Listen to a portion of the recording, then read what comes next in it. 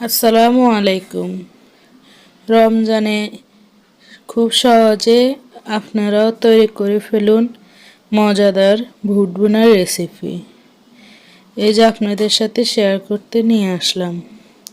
প্রথম আলুগুলোকে একটু কিউব করে কেটে নিয়ে পরে ভালো করে ধুয়ে বুটের সাথে সিদ্ধ করে নিলাম।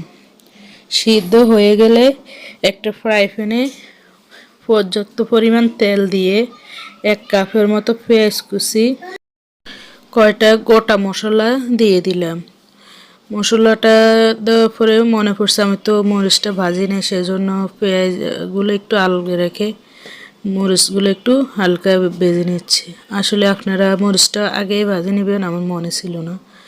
তো এবার পেঁয়াজটা একটু বাদামি কালার হয়ে আসলে 1 টেবিল চামচের মতো আদা রসুনের পেস্ট দিয়ে দিলাম।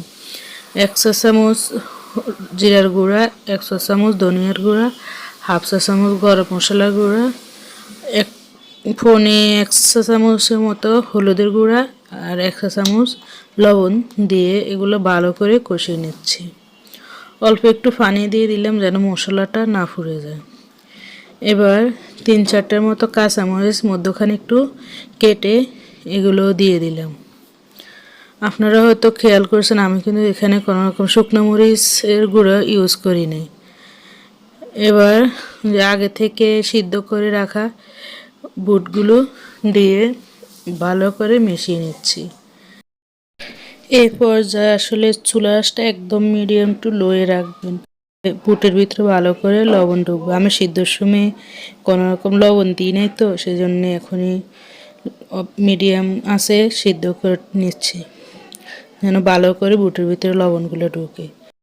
আর আপনাদের সবার কাছে একটাই রিকোয়েস্ট, যদি আমার ভিডিওটা একটু ভালো লেগে থাকে তাহলে অবশ্যই চ্যানেলটা একটু সাবস্ক্রাইব করে দিবেন আর ভিডিওটা একটা লাইক দিয়ে যাবেন।